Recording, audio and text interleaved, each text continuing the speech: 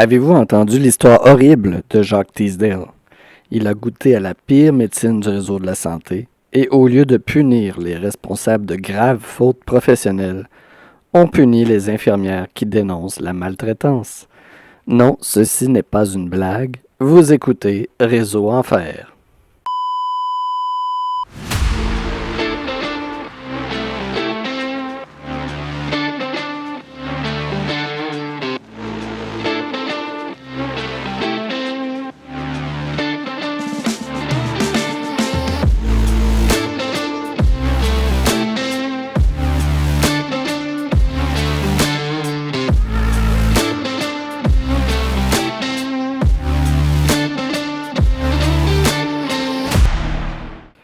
Bienvenue tout le monde, vous êtes dans Réseau Enfer, le podcast qui dénonce l'état misérable de notre réseau de la santé, un témoignage à la fois. Vous aimez notre podcast? Cette semaine, je vous invite à convaincre au moins une personne d'écouter un épisode de Réseau Enfer. Si vous voulez que le réseau de la santé devienne plus humain et moins absurde, il faut continuer de faire grandir notre communauté et montrer au plus de gens possible à quoi ça ressemble vraiment. Soigner et se faire soigner dans ce système complètement dysfonctionnel. Aujourd'hui, vous allez entendre un épisode unique et différent. Notre invité n'est pas un travailleur de la santé et il n'est pas anonyme. On reçoit Olivier, le fils de Jacques Teasdale, victime de négligence et de violence institutionnelle dans le CHU de Québec. Bienvenue à Réseau Enfer, Olivier. Mais ça me fait plaisir d'être là. Merci. Puis je tiens à dire qu'on va prendre le temps de faire une entrevue en profondeur. Puis s'il y a des choses, des éléments que tu veux parler, gêne-toi pas. Premièrement, dans ta vie personnelle, tu n'as aucun lien, je pense, avec le milieu de la santé. C'est quoi que tu fais comme travail? Écoute, moi, depuis maintenant, bientôt 10 ans, je suis propriétaire d'une entreprise, un centre de mécanique, de vente de véhicules d'occasion, d'esthétique, ici à Québec, à Charlebourg. C'est ma 10e année. J'ai toujours un peu la fibre entrepreneuriale aussi dans ma vie. Là. Je viens pas mal de ce milieu-là. Mais depuis 10 ans maintenant, là, je suis dans le monde de l'automobile. OK, un tout autre monde. Absolument. Puis qui était ton père? Comment tu le décrirais? Mon père, c'était Jacques Teasdale. Mon père, c'était, premièrement, je le dis souvent, mais les gens, des fois, rient quand je dis ça, mais c'était un grand amoureux de la ville de Québec. C'était un journaliste de métier. Mon père était journaliste depuis près de 36-37 ans. Fait TVA, le Journal de Québec. Il a été à la radio, CKCV, CHLN à Trois-Rivières. Mais principalement, sa carrière s'est déroulée à TVA au niveau judiciaire. Tout ce qui est criminalisé, faits divers, judiciaires, les feux, les meurtres. C'était un journaliste de terrain où est-ce qu'il y avait des affaires policières. OK. Pendant 35 ans. Ouais, 36 ans pratiquement de sa vie que Jacques a été journaliste. Je vous dirais qu'il y a presque 3 décennies à TVA. Il a fait beaucoup, il a donné beaucoup de sa vie. Mais c'était aussi un grand amoureux des gens. Il aimait beaucoup aider les gens. C'est un grand bénévole. Il était président du Carnaval à Lac-Saint-Charles, président du conseil d'administration de la Maison des Jeunes, président de la Fondation à l'élite. Il a fait beaucoup de choses à beaucoup de monde. On le dit souvent, lorsqu'on était jeunes, il y avait ma soeur, moi et ma mère, on a prêté mon père aux gens de Québec. On leur a prêté. Puis je pense que ça a fait de lui quelqu'un qui a réussi. Il a bien réussi, puis il a aidé beaucoup de monde. Il y a beaucoup de monde à Québec que mon père a aidé. Puis on lui lève toujours notre chapeau parce qu'il l'a fait avec toute sa force, puis toute sa ténacité. Même si des fois, il y avait des portes en avant de lui qui étaient dures comme du béton, mais il réussissait à les ouvrir. Puis il n'y avait pas d'inégalité avec personne. Tu pouvais être un criminel ou un médecin. On ne peut pas faire de lien. Les deux, pour lui, c'était égal. Puis il les traitait de la même manière, puis avec un respect qu'on a rarement vu pour un journaliste de même. C'est un journaliste qui était très près des gens.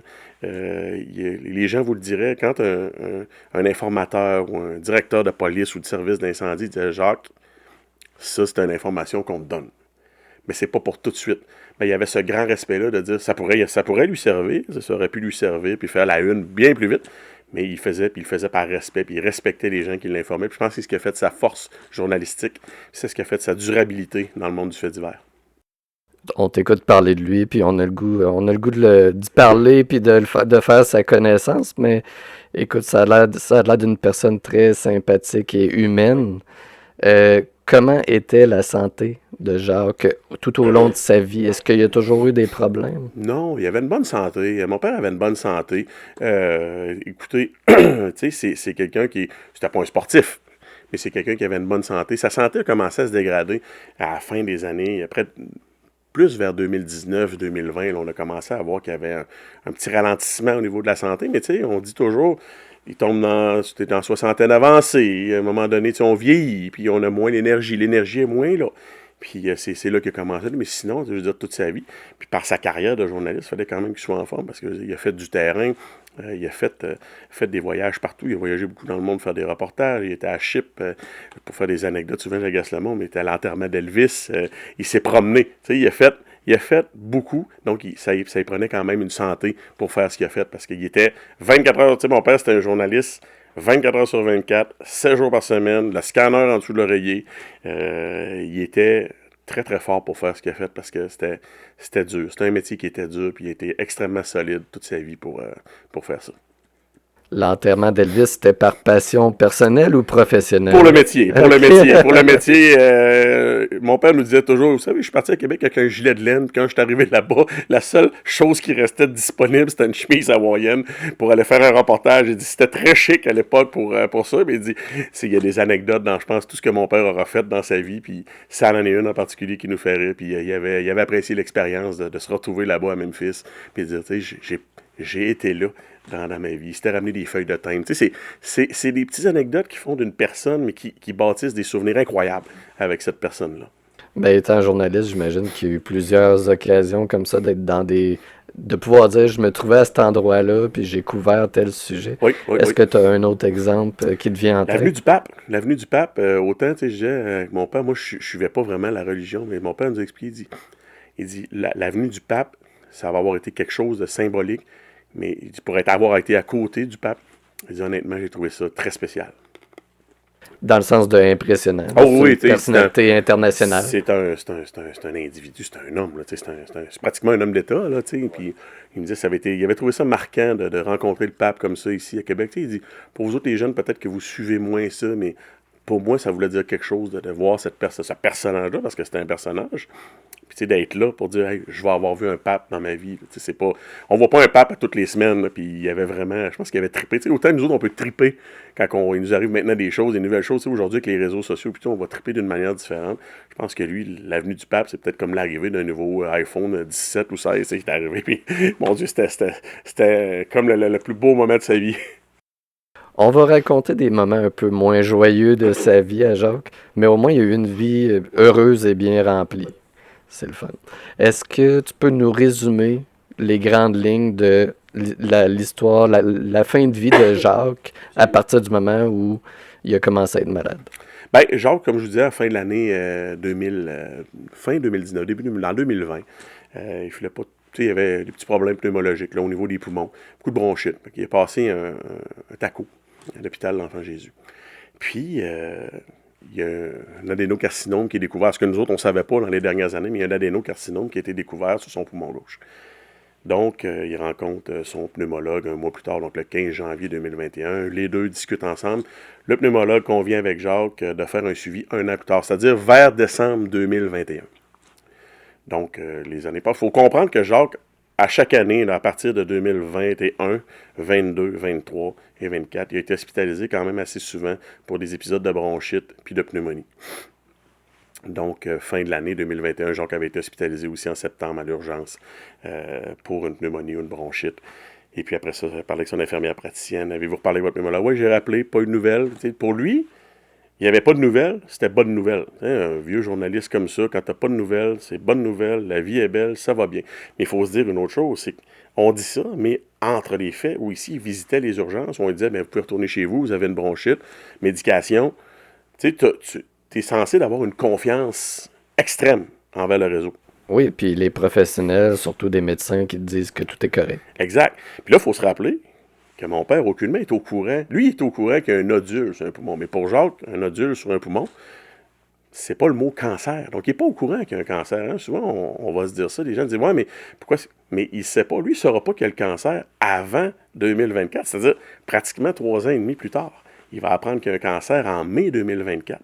c'est-à-dire le 4 mai au matin, parce que le 3 mai est hospitalisé, parce que là, il file vraiment pas bien. Et le 3 mai 2024, le Jacques est au garage avec nous autres, puis on voit que ça marche pas. Puis je dis, écoute, on pourrait aller te reconduire à l'hôpital, parce qu'on est toute l'équipe du garage. Et Jacques, c'était un peu le père de toute l'équipe du garage. Tout le monde était ami avec Jacques, tout le monde avec Jacques, on va aller te porter. Non, je vais aller à la maison. Puis, finalement, on l'a hospitalisé en ambulance. Puis le lendemain matin, il nous a rappelé, il dit, je suis prêt à sortir.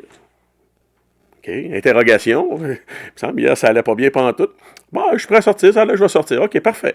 Fait que je me prépare parce qu'on n'habite pas ensemble. Je vais aller le chercher, puis j'ai maman vient venir avec moi, on va le chercher. Mais finalement, lui, entre-temps, appelle maman. Mais finalement, je ne sortirai pas. Ils ont vu une tache sur un poumon, il faudrait que je reste encore un peu. Fait que, connaissant mon père, un peu marabout, il dit, ah non, non, j'ai pas le goût de rester, mais il savait qu'il fallait qu'il reste quand même. Donc, on se présente à l'hôpital, puis c'est là qu'on apprend que possiblement un cancer du poumon, dans l'heure où on est là présentement à l'hôpital. Puis c'est là que l'urgentologue de Saint-François d'Assise, le 4 mai au matin, il dit, vous aviez pas un suivi pour un poumon, vous, en 2021? Mon père, il dit, ouais, mais j'ai appelé, puis personne ne m'a jamais rappelé, parce qu'il avait appelé en 21. En 23, personne ne l'avait rappelé. Ben, c'est ça. Là, on sent qu'il y a un malaise. L'urgentologue a un malaise. Il dit, en tout cas, quelqu'un va venir vous voir. OK. Parfait. On attend un petit peu, avant de quitter, parce que là, forcément, il faut qu'il reste pour passer un TEP scan. C'était une jeune résidente. Je me rappelle encore, pauvre elle, le malaise, je le voyais dans sa face quand elle rentrait. Elle dit bonjour. Très jeune, début trentaine, peut-être fin vingtaine, mais début trentaine, pas très vieille. C'est ça, elle dit là, j'ai une mauvaise nouvelle pour vous. On pense que vous avez un cancer du poumon. C'est que votre dossier serait tombé entre deux chaises en 2021, là, puis ça serait ça qui serait arrivé. Fait que là, tu sais, il y a plein de questions là, qui te passent dans la tête. Hein. T'as ton père, il y a ma mère, il y a mon étroit. OK, ça arrive comment, ça? J'ai pas d'explication pour ça. J'ai dit, OK, mais là, il arrive quoi? Si ça avait été en 2021, serais-tu ici aujourd'hui? Non, c'est ça. Si M. Tisdale avait été opéré en 2021, ben c'est ça, l'affaire qui est là, la masse, on l'aurait enlevée. Elle serait pas là. OK. C'est sûr que là, tu as beaucoup de frustration, mais en même temps, Ben oui. tu n'as pas de verdict final. Tu n'as pas eu encore le résultat du TEP scan. Là, tu digères ce qui arrive. Bon, le cancer du poumon, c'est gros. C'est un des cancers qui est quand même assez meurtrier dans le monde. On ne sait pas c'est quoi l'évolution de la maladie. Donc, on comprend que Jacques va rester là quelques jours. Et t'as de choc aussi? Je vous dirais, le choc est venu plus tard, je pense. Parce que là, on s'est dit dans cette journée-là, hey, écoute, on est une famille, on a eu des épreuves, on est capable de se battre ensemble.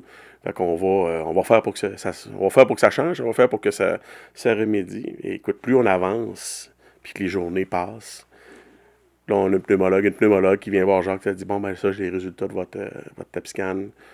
C'est pas beau. C'est pas chic, là, qu'est-ce que vous avez. Là. Fait que les nouvelles étaient de moins en moins bonnes. Ouais, c'était tu sais, puis à la lecture de son rapport, la pneumologue, écoute, elle n'a pas oublié Jacques, là, forcément, celle-là. Ça l'a quand même pris en charge rapidement. C'est ça, le résultat de votre cancer aujourd'hui, malheureusement, puis c'est écrit noir sur blanc dans son rapport, on n'invente rien aujourd'hui, c'est la progression de ce qui était sur votre poumon gauche en 2020. C'est ça. Fait que là, il y a un profond malaise pour tout le monde, parce qu'on ne sait plus comment nous approcher, parce que là, le monde comprenne qu'on n'est pas content parce qu'il y a un malaise, puis tu sais, les gens voudraient qu'on soit content pareil, qu'on soit poli, puis qu'on soit gentil. Sauf que je comprends que c'est pas. Puis là, je veux le dire, puis vous êtes on est dans un podcast où je pense qu'il y a des gens de la santé qui doivent nous écouter. Je sais qu'il y a de très bons infirmiers, de très bonnes infirmières, puis la même chose pour les médecins, la même chose pour les préposés. C'est juste qu'on est mal tombé, nous autres. Ça a comme mal tombé. Puis c'est plate que ça arrive de même, mais il faut défendre ce point-là. Puis quand la pneumologue t'a dit, tu sais, si votre père, c'est ça, le problème, c'est cette bosse-là qu'il y avait là, qui avait peut-être 2-3 mm dans le temps, aujourd'hui, elle est beaucoup plus grosse, puis elle a produit d'autres petits à côté, tu sais, puis là, la maladie, puis il y avait une masse claviculaire qui était quand même très importante aussi.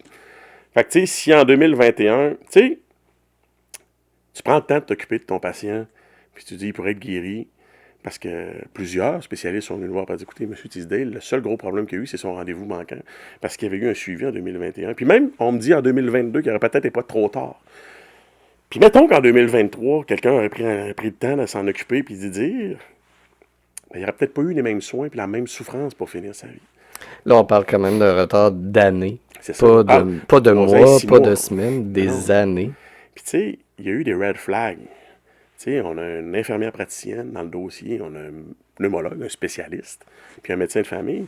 Puis on a une pharmacie qui leur dit, au travers des années, allô, là, M. Teasdale, là, il prend normalement, dans sa prescription, 40 à 50 doses de Ventolin aux 10 jours. Ce qui est normal, je pense, pour la pompe. Mais M. Teasdale, là, il en prend 200 aux 10 jours. Là, ça marche pas. Il aurait fallu qu'il y a plusieurs personnes qui auraient eu l'occasion de lever le flag. Si on ouvrait le dossier de Jacques Teasdale, en 2022, mettons, oh, il y avait un TEP scan, lui, il n'a pas été fait. Là, on aurait pu dire, ben comme on va le faire tout de suite, puis déjà changer, parce qu'il ne faut pas oublier que pendant 3 ans et demi, il a quand même souffert. Souffert à ne pas savoir ce que tu as, puis à faire des bronchites, puis des pneumonies, puis à faire des visites à l'urgence. Vous savez, vous puis moi, on ne veut pas aller à l'urgence à tous les jours, c'est pas ça qui est le fun. Tu sais, juste de faire ça, de te promener dans les hôpitaux, de ne pas savoir pourquoi tu étais soufflé comme ça, puis est-ce qu'il y a probablement aussi qu'il y avait de la douleur à l'intérieur, des fois, mon père, c'est quelqu'un de fort, puis qui se plaignait pas. Alors, est-ce que la douleur s'emparait de lui? Et des fois, peut-être qu'il ne nous en parlait pas pour ne pas nous faire peur ou nous inquiéter. C'était quelqu'un qui voulait que sa famille soit toujours correcte, puis que lui soit... C'était l'homme fort. C'est moi qui je protège ma famille, puis je pense qu'il voulait nous protéger au travers de ça. Mais malheureusement, lui, il n'aura pas été protégé par les gens qui devaient le protéger dans ce système. C'est une histoire absolument horrible. Puis de l'expliquer comme ça, c'est encore pire, je trouve, de dire que t'es juste tombé entre deux chaises. C'est pas parce qu'on pouvait rien faire, c'est parce que il y a rien qui a été fait, mais il n'y a pas de bonne raison. Mais tu sais, vous savez, ce qui est encore plus, qui m'inquiète le plus, c'est la réponse, mettons, des administrations du CHU ou quoi que ce soit. Quand on fait la demande, bon, OK, Jacques Teasdale, là, le rapport qu'on a du pneumologue, c'est qu'en 2020 et 2021, ils prennent une entente ensemble, ils prennent le pneumologue, donc je comprends maintenant comment ça fonctionne, on peut comprendre le fonctionnement. Le pneumologue, on va faire un suivi. Donc, le pneumologue envoie techniquement une requête au réseau d'imagerie, parce qu'on comprend que Jacques Teasdale ne peut pas se présenter à l'imagerie médicale. Salut, je vais passer un taco, puis je veux savoir ce que j'ai sur le poumon droit, sur le poumon gauche, je fais de l'autre côté en même temps, pour voir si j'aurais pas d'autre chose. Donc, le médecin envoie la requête à l'imagerie. Le médecin doit avoir un pop-up à quelque part pour dire je revois mon patient dans une année. Mais cette requête-là, malheureusement, elle n'existe pas. Quand tu vas aux archives médicales, tu te présentes aux archives, tu dis moi j'ai besoin de la requête laquelle que le pneumologue a envoyée à l'imagerie médicale. Il faut qu'il y ait une requête, il faut qu'il y ait quelque chose, il faut que ça existe à quelque part, cette documentation-là. Ça n'existe pas.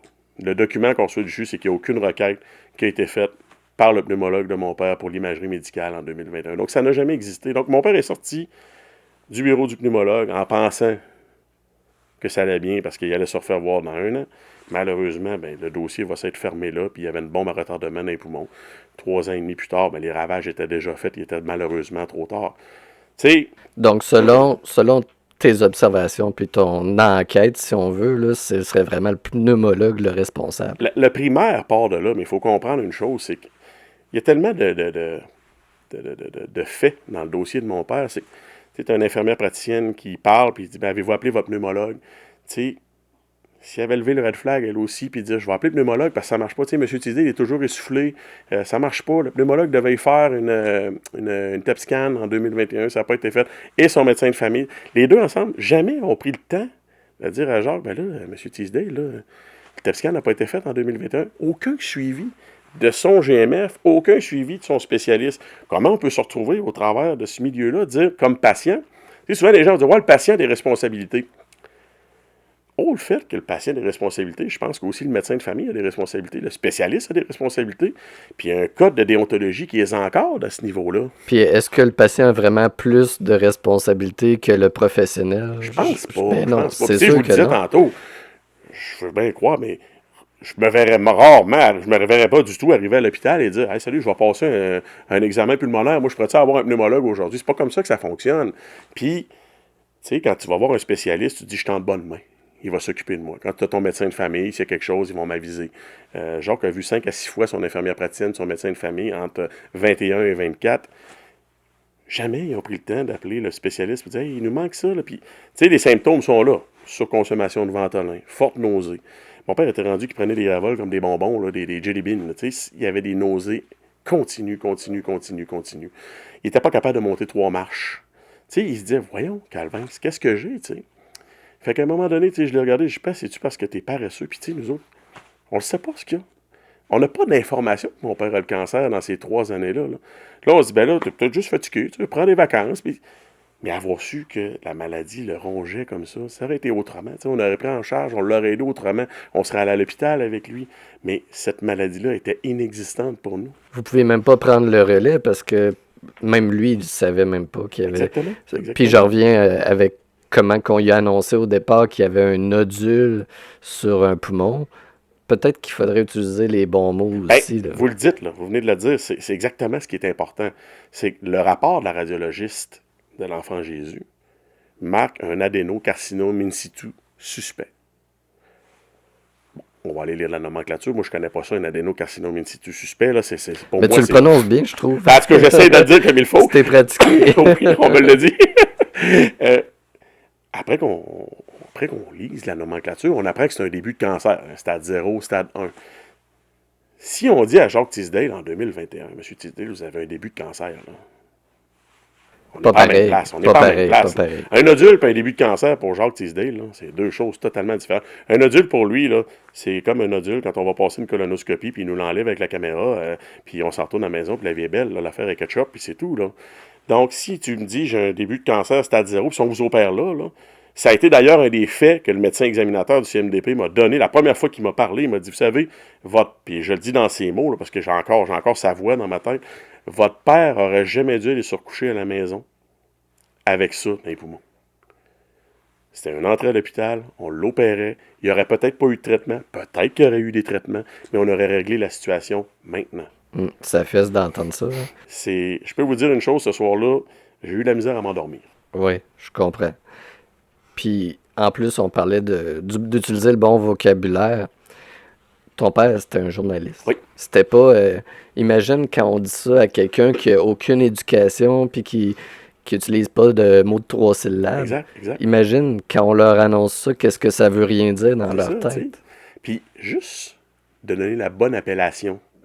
Puis de me dire... Moi, quelqu'un me dit j'ai un début de cancer, parfait, on commence le combat maintenant.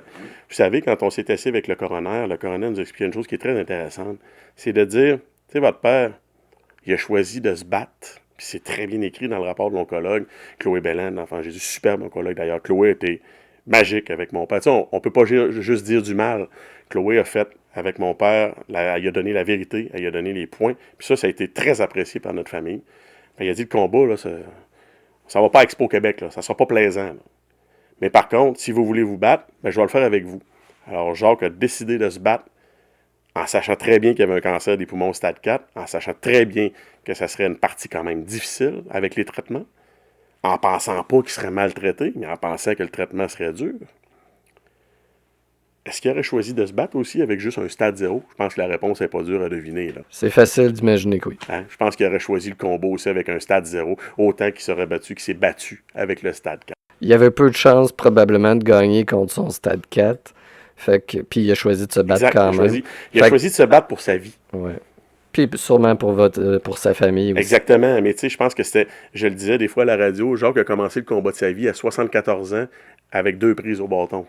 Alors qu'il aurait pu commencer un combat de sa vie à 71 avec 0 prise au bâton, puis en disant on commence la game. Qui aurait pu être très, très, très différent. Tu sais, c'est comme si on dit aujourd'hui, on trouve mon père avec un cancer des poumons stade 4, puis on dit il va décéder. Bon, on l'a trouvé avec le stade 4.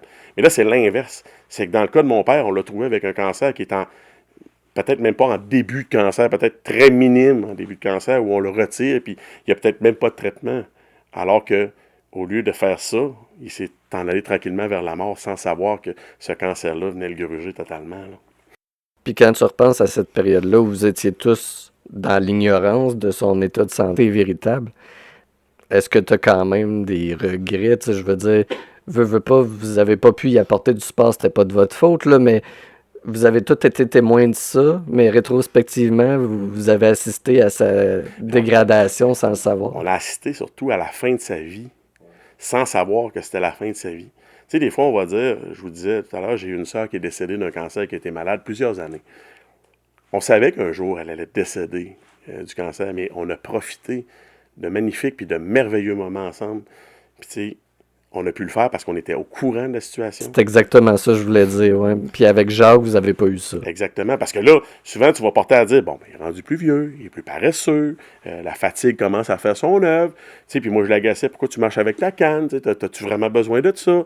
Sans savoir que sais, il y avait un cancer qui était en train de devenir stade 4 dans ses poumons, puis que, tu sais, il disait, ben, monter 3 marches, voyons, c'est facile, monter 3 marches, c'est facile pour moi à 45 ans qui n'a rien dans les poumons, mais pour lui, à son âge, qui est en train de développer cette maladie-là qu'on ne savait pas. Tu sais, c'est là que des fois, les gens me demandent si tu es en colère. Oui, je suis en colère parce qu'on l'a laissé mourir.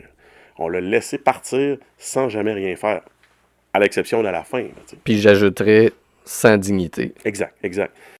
Dans le dossier de ton père, justement, le pneumologue, il a démissionné. Qu'est-ce Exact. qui s'est passé là-dedans? Ben, on a une image, hein, tu sais, dans la tête, quand on s'en va. Le pneumologue devait prendre sa retraite. En fait, il faut commencer là. Le pneumologue était nommé chef de la pneumologie du CHU de Québec jusqu'en 2026. On a appris en 2024, un petit peu après le décès de mon père, en novembre 2024, qu'il avait été remplacé.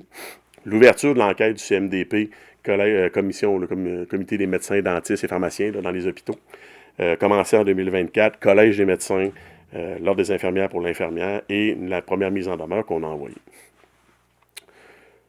Suite à ça, il y a eu enquête du commissaire, enquête qui est débutée du coroner. Il faut comprendre que le coroner est arrivé un petit peu plus tard dans le dossier, plus vers l'année 2025, là, en fin d'année.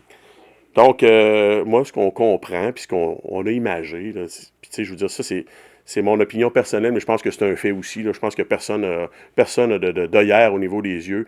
Le pneumologue devait prendre sa retraite à la fin de l'année 2026, donc dans un an et quelques mois. On comprend qu'il laisse de l'argent sur la table. Par contre, il ferme l'enquête du CMDP en démissionnant. Donc, il y a une enquête de moins sur le dos qui vient dire qu'il a oublié un patient. Mais il reste quand même le Collège des médecins qui va continuer d'enquêter sur lui. Puis le coroner qui a un rapport à venir. Par contre, ce qui est intéressant, c'est que j'ai eu une bonne discussion avec le médecin examinateur du CMDP qui, lui, ça faisait quand même pas son affaire que l'enquête s'arrête comme ça. Parce qu'il dit, moi, je voulais aller au bout de l'enquête. Je pense qu'il a autorisé une enquête, sachant très bien que les faits qu'on amenait étaient là. Je pense que les preuves sont assez claires. Il n'y a pas à imager 50 sortes d'idées. Là. Les preuves et les faits sont clairs. Ben, lui, il a décidé de porter plainte au Collège des médecins. De rajouter une plainte à notre plainte, déjà au Collège des médecins, en appui à notre plainte.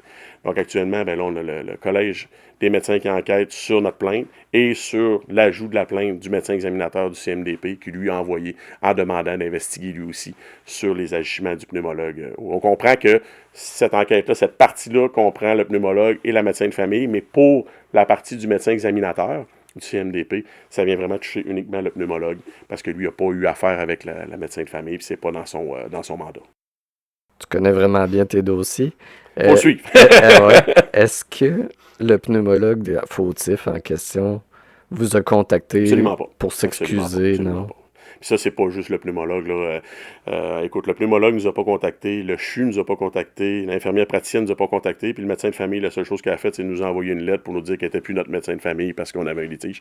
Fait que c'est les seules communications qu'on a eues avec ces gens-là. Tu sais, ça aurait été si simple de prendre quelques secondes. Puis, tu sais, une excuse vaut pas toutes les réparations, mais ça vient démontrer que tu es capable d'être un homme ou d'être une femme ou d'être un humain, puis de dire, il y a eu erreur.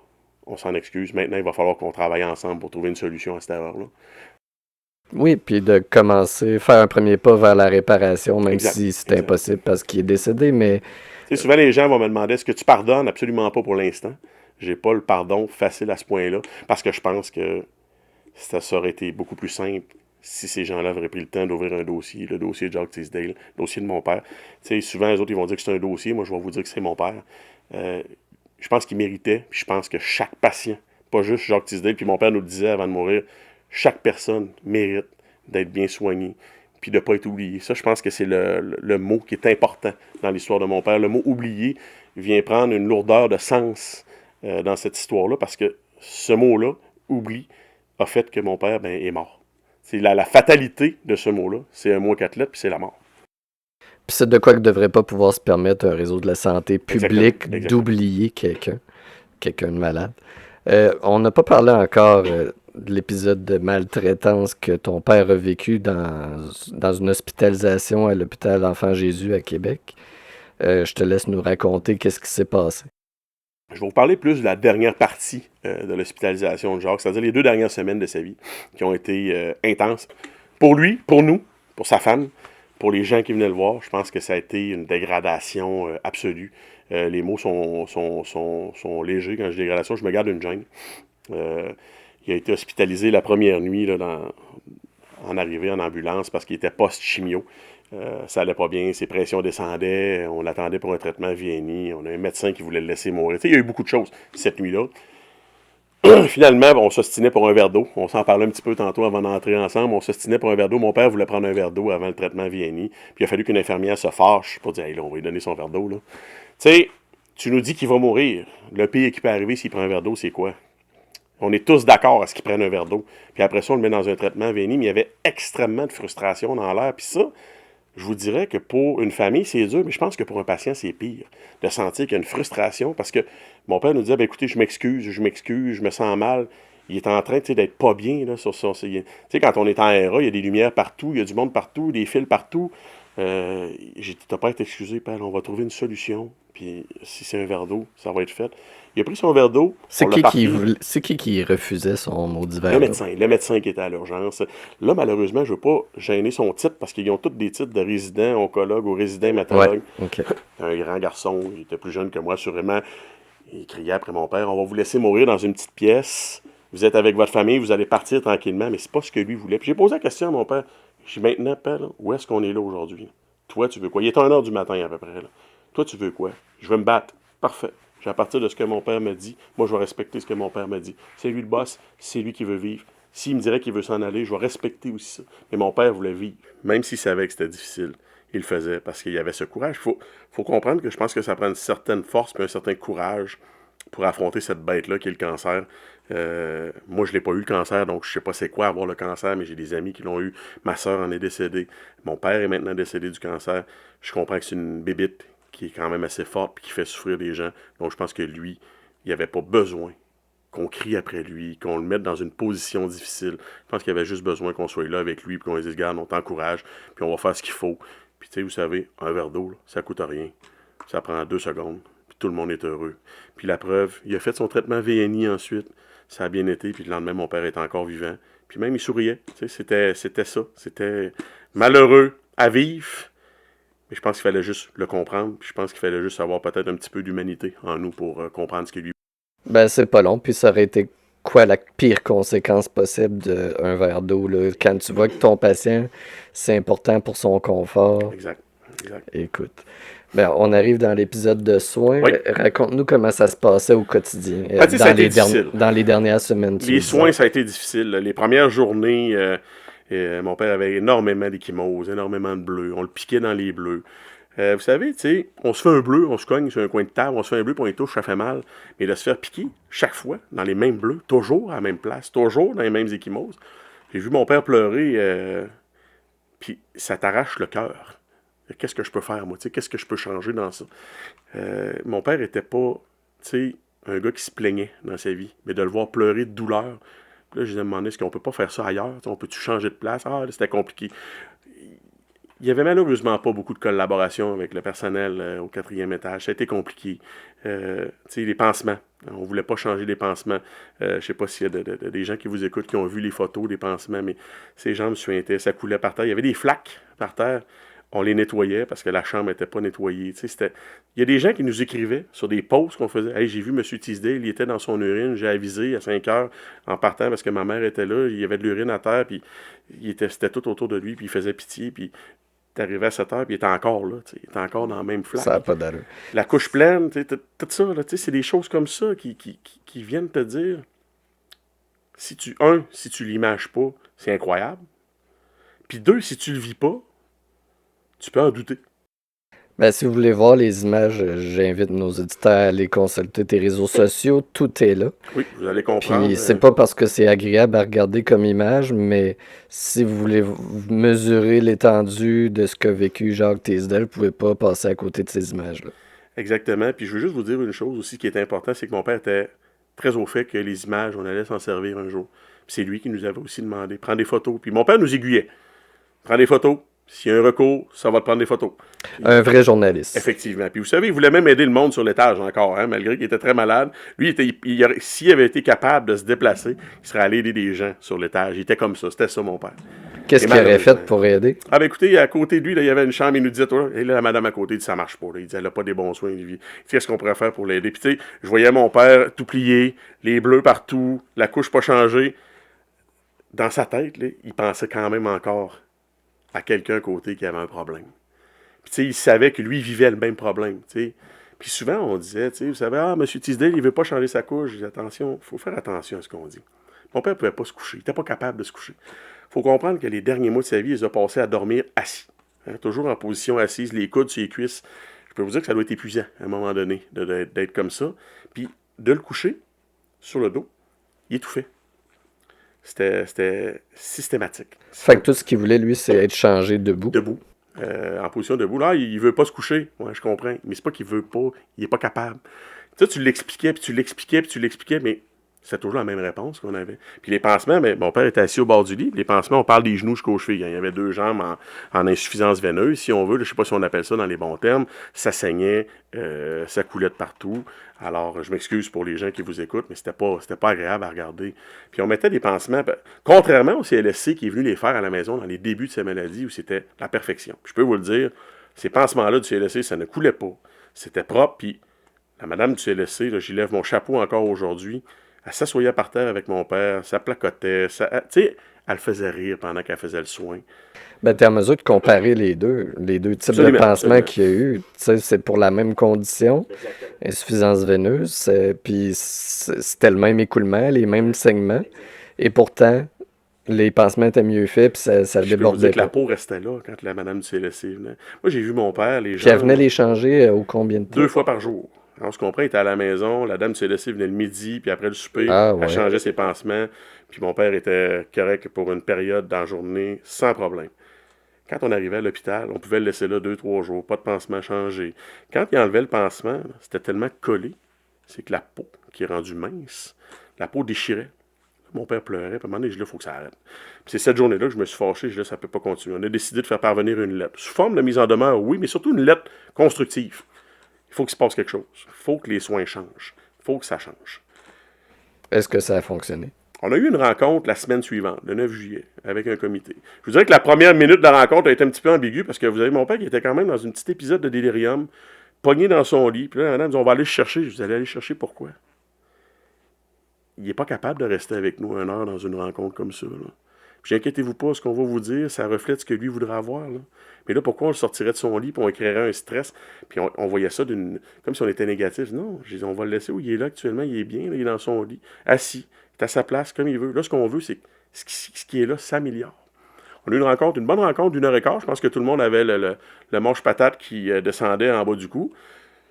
Je me rappelle, c'est son oncologue qui dit « Je suis frappé d'entendre ce que j'entends et de voir ce que je sais maintenant. » Parce que quand on montre des photos, je pense que les gens réalisent beaucoup plus que quand on va juste en parler. On nous a promis un changement. Malheureusement, un changement qui sera pratiquement jamais venu. Avant qu'on en vienne à ce changement-là, Oui, il y avait qui sur ce comité-là? on a un chef d'étage, chef d'unité du B4000, là, du 4e étage. On a la coordonnatrice des soins infirmiers, 2 travailleuses sociales, une dame qui prenait des notes, là, je ne pourrais pas vous dire c'était qui, l'oncologue, moi et ma mère, qui sont assis là.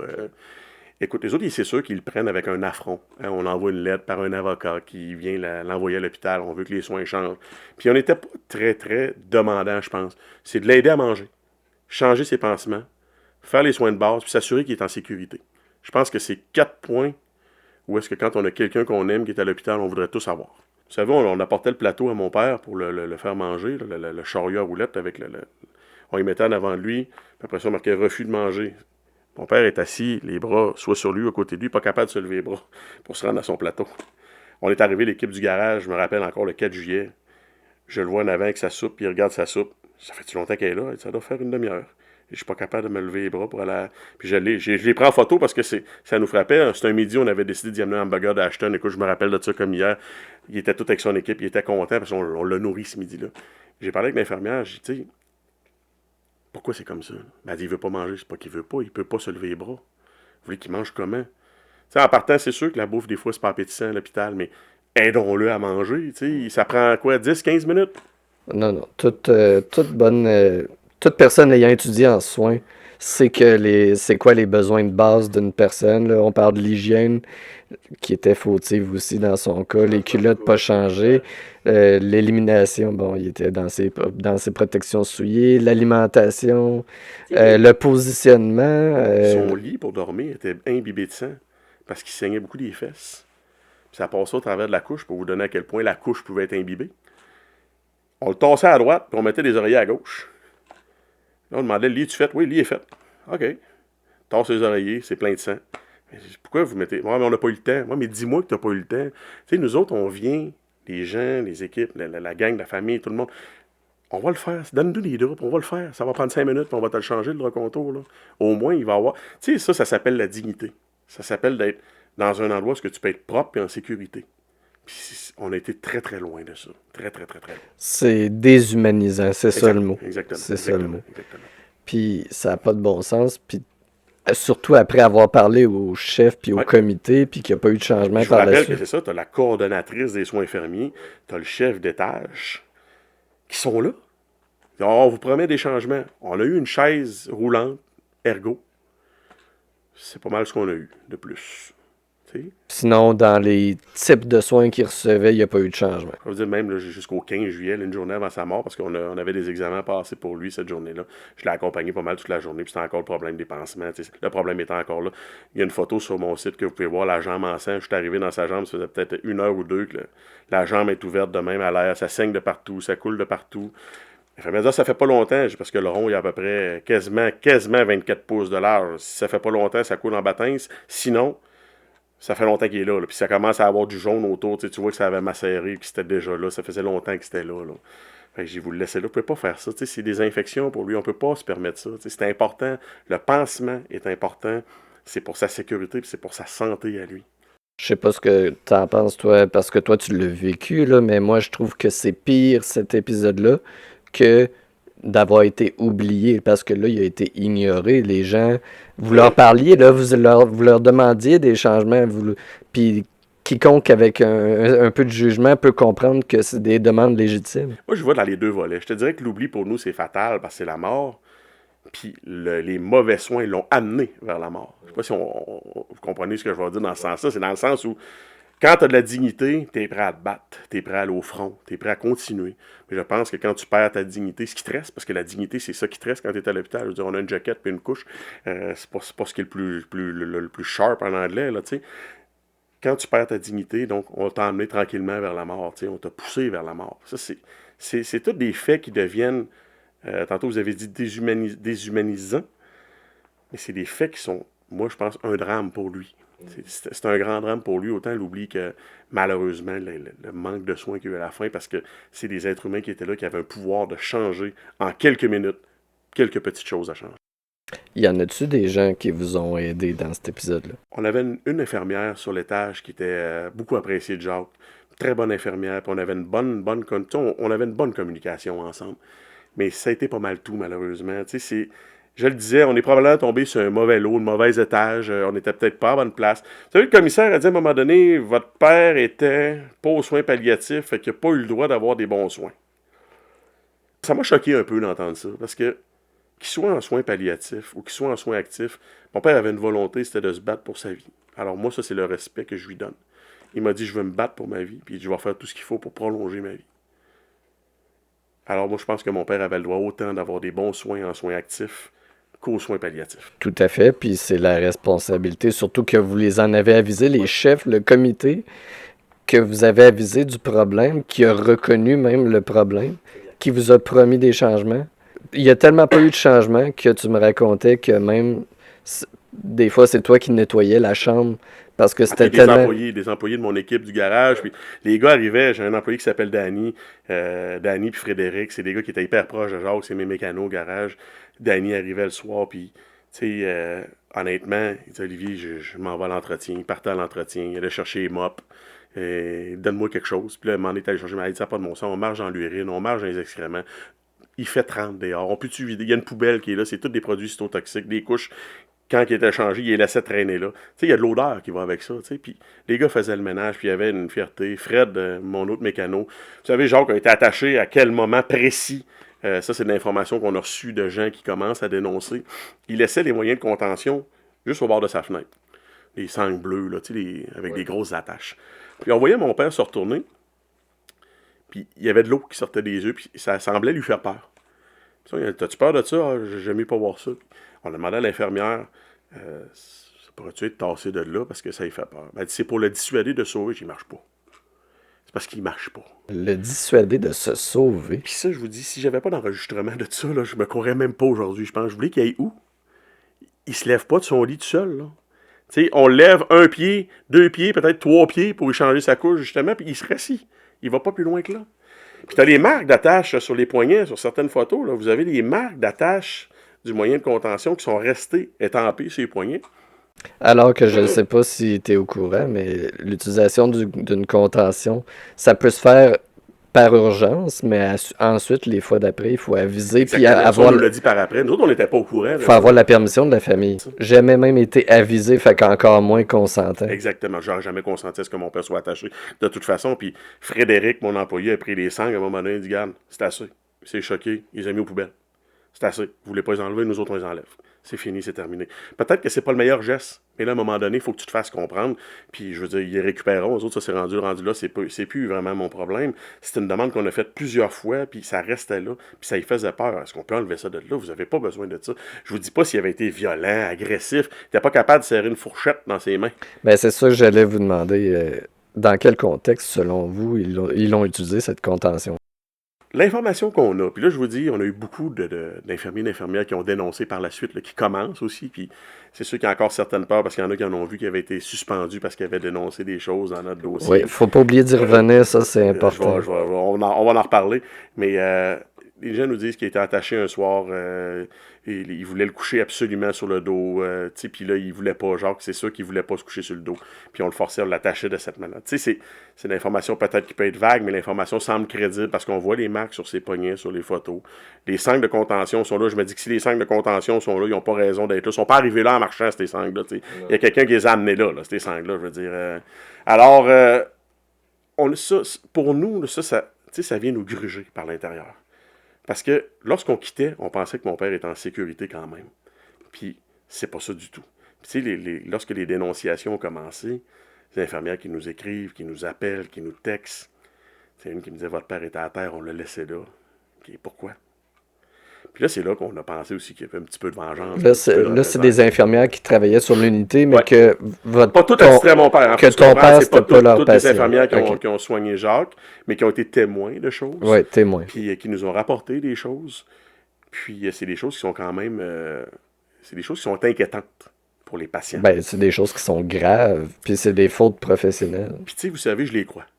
Quand quelqu'un, même si quelqu'un vous m'informe anonymement, vous savez, mon père me disait toujours, si tu as une source, tu la protèges. Puis si elle est anonyme, tu la protèges encore plus parce qu'elle a encore plus de courage de venir te parler, mais elle a peur de quelque chose qui est en arrière d'elle. Puis ça, mon père, dans son métier de journaliste, a protégé les gens toute sa vie. Puis il dit ça, c'est une valeur que jamais il faut que tu perdes, de protéger les gens qui parlent, parce que ceux qui te donnent l'information, bien souvent, ils vont te donner une information que tu n'aurais jamais eue s'ils n'avaient pas pris leur courage pour te la donner. Puis c'est pour ça que je dis toujours aux gens, je vais toujours protéger ceux qui m'ont parlé. Puis je continue même à protéger celles qui ont été suspendues. Puis je vais toujours continuer. Dans mon combat, je ne laisserai pas tomber ces gens-là, parce que ce qu'ils ont fait font qu'aujourd'hui, on avance dans le dossier de mon père. Ils viennent dire, « Hey, allô, ce que M. Tizé a vécu, là, c'est pas normal. » Ça n'aurait pas dû arriver, ça. Ça n'aurait pas dû arriver. Parce qu'il y en a qui t'ont envoyé des messages puis qui voulaient rester anonymes, mais il y en a aussi qui sont sortis publiquement, puis que d'ailleurs ont subi des représailles. Le plus bel exemple, puis elle le sait, son nom est sorti publiquement maintenant, de toute façon, elle a fait les médias. Ouais. Stéphanie Robert, une infirmière qui ça fait 19 ans, 20 ans, qui est au CHU de Québec, pas de tâche dans son dossier. Elle nous a aidés au niveau de l'oubli de suivi de mon père. Elle est venue sur son temps personnel, puis je rappelle, son temps personnel constaté, parce qu'elle est au CIC, il faut comprendre, elle est venue constater les mauvais soins. Elle dit, ça n'a aucun sens. Elle dit, ça ne peut pas continuer, ce genre de soins-là, c'est exécrable. Puis ça, c'est une infirmière qui est dans le réseau, qui est là. Elle a l'expérience que nous autres, on n'a pas. Elle est arrivée un soir. Est-ce que vous avez déjà brossé les dents, M. Teasdale? On parle de 10 jours après qu'il soit rentré à l'hôpital. Sa bouche, elle m'a montré, sa bouche était toute blanche, plein de trucs blancs sur la langue, sur les joues. Puis, bon, les couches, les pansements, ça n'a aucun sens. Ça n'a pas de sens, ça ne peut pas continuer. Puis, il a fallu qu'elle intervienne auprès de l'oncologue pour dire, là, les pansements, M. Teasdale, là, ça ne peut pas continuer. Puis, juste son intervention à elle, de demander à l'étage de faire le changement de pansement, ils ont refusé. Ils ont refusé. Puis elle dit, écoute, vous ne pouvez pas. refuser. Il faut le faire. Il faut les changer. C'est quoi la raison du CHU pour l'avoir suspendu officiellement? Il sortit beaucoup sur le dossier du fait qu'elle a dit à mon père, qu'elle nous a dit que mon père n'avait pas été suivi au niveau du dossier, les informations qu'elle nous a données. Je pense qu'ils ont fait d'elle un exemple. C'est lourd ce qu'elle a vécu parce que c'est quand même une mère de famille, monoparentale, 3 enfants, une maison, tu sais, comme tout le monde. Elle a une vie, là. On a tous des paiements à faire, puis avec l'inflation, puis avec... Exact, ça va exact. vite, ça va vite. Tu enlèves son salaire, elle est enceinte. Tu enlèves son salaire. Le stress que ça y cause. Elle n'a pas mal fait. Elle a dénoncé une situation qui était inquiétante puis qui n'aurait jamais dû arriver. Elle a fait son travail. Là. Une situation inacceptable. Il devrait la féliciter d'avoir d'avoir aidé au réseau à s'améliorer. Vous savez, je prends plaisir à dire souvent que cette fille-là était un ange gardien pour mon père le temps qu'il a été à l'hôpital parce qu'elle partait le midi du CIC. Puis c'est tout à son honneur. Hein. Puis je sais qu'il y en a d'autres aussi qui le feraient probablement, mais là, dans notre cas, c'est Stéphanie Robert. Elle partait le midi, elle allait manger quand elle a su que ça allait pas bien. Quand on n'était pas là, nous autres, le midi, elle y allait. Elle partait du CIC, elle descendait à l'étage à Jacques. Elle s'assoyait avec lui pour manger. Elle retournait travailler. Elle n'était pas obligée de faire ça. Mais elle est allée s'assurer que les soins pouvaient changer. Puis noter ce qui ne marchait pas. Puis la récompense qu'elle a eue pour tout ce qu'elle a bien fait dans ce dossier-là, c'est salut, va-t'en chez vous. Vous savez, comme un chien. À 4 heures, on t'enlève ta carte de parking, tu t'en vas chez vous, puis c'est 30 jours, puis c'est comme ça, puis c'est ici, puis c'est ça. Je comprends. Je comprends qu'il y a des règles. Mais une journée après, on envoie des documents à tout le monde disant « Dénoncez, on va vous protéger. » Parce qu'on a sorti cette poste-là publiquement. Alors, si tu veux juste protéger ton image de centre hospitalier, je comprends que le CHU, c'est un gros centre, c'est un des plus gros centres qui gère les hôpitaux au Québec, je le comprends.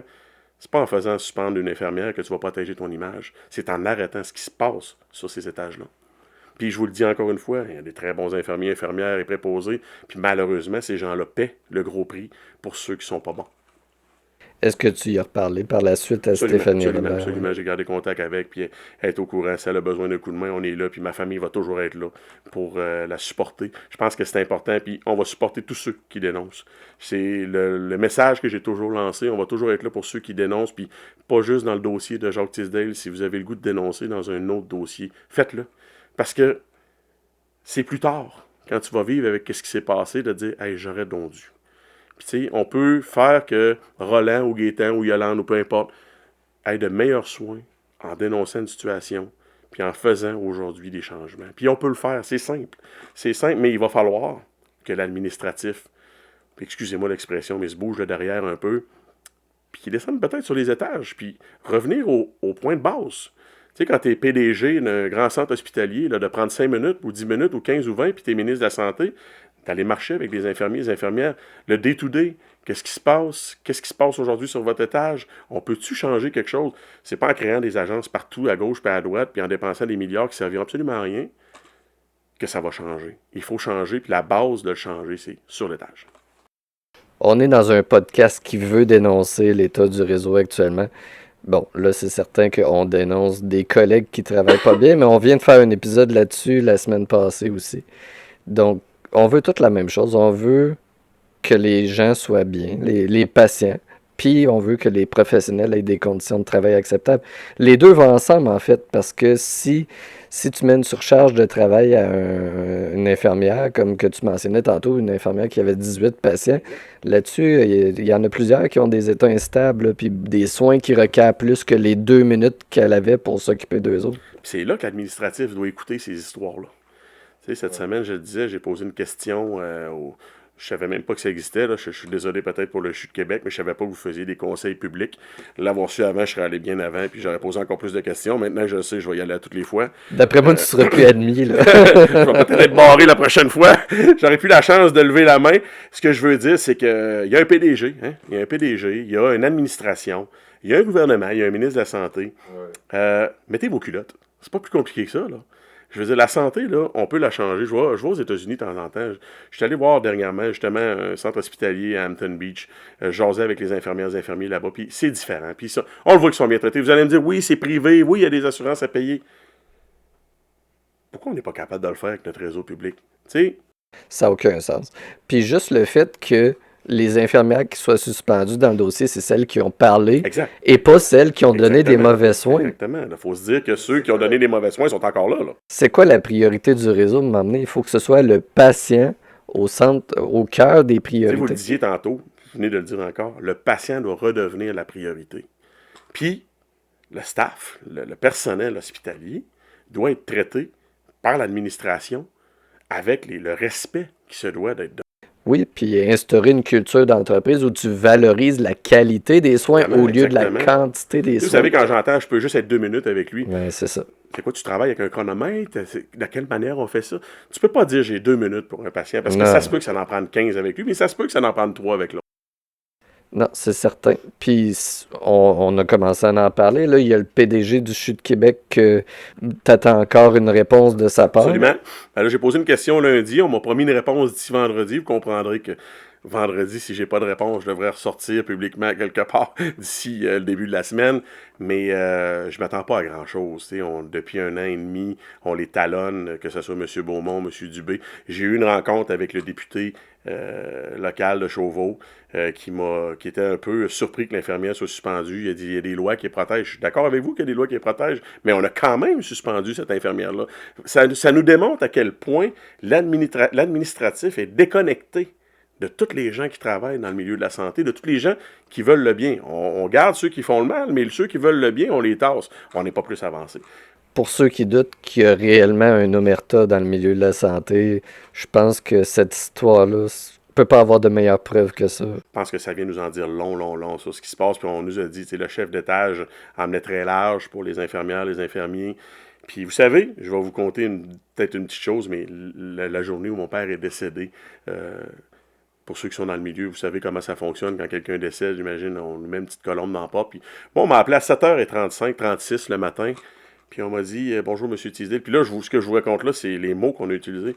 C'est ça, là. Votre père répond pas. OK. Votre père répond pas. Encore une fois, on n'utilise pas les bons mots. Absolument. Votre père répond plus après ça. OK, mais il répond pas à quoi, puis il répond plus à quoi? Je veux dire, s'il a posé une question, puis ça marche pas. Non, j'écoute. Je comprenais ce qu'il voulait me dire, mais je voulais qu'on me parle comme il faut. Mon père est-il décédé? Il dit, je pense que oui. Tu penses que oui, ou tu penses... Tu sais, là, il est 7 heures le matin, tu viens de te lever, tu n'es pas trop sûr de ce qui se passe, regarde, laisse faire, je vais m'en venir. On est arrivé à l'Enfant Jésus, puis j'avais parlé avec des gens que je connais qui sont venus avec nous. La colombe est dans la porte, le sac de vidange à terre avec le stock à mon père. Mon père, c'est la seule fois, puis je suis obligé de vous le dire, c'est la seule fois où j'ai vu mon père changer avec des draps propres, étendus dans son lit. La journée de sa mort. On a attendu la journée de sa mort pour le soigner comme il faut. Personne n'est venu nous voir. C'est indécent. Puis vous savez que personne n'est venu nous voir, à l'exception de l'oncologue de service, puis que j'ai un grand respect pour lui. M. Blais m'a donné la main, il est venu donner la main, sur la main sur Jacques, en disant, écoutez, on aurait pu faire mieux. Oui, on aurait pu faire mieux. Il n'y a aucun doute. Facilement. Mais personne n'est venu sur l'étage nous dire, vous savez, on sympathise, on est désolé. On est reparti avec notre petit baluchon, le petit sac de plastique blanc, puis les effets personnels de mon père, sachant pas trop où aller. On était comme, qu'est-ce qu'on fait maintenant? Puis on m'a dit, descendez en bas, allez à l'accueil, là, vous allez avoir un formulaire à signer. Fait que j'étais allé à l'accueil en bas, puis, tu sais, les gens vont peut-être dire, il exagère, mais je peux vous dire, j'exagère pas, ça s'est passé comme ça. Encore une fois, déshumanisant. Exactement.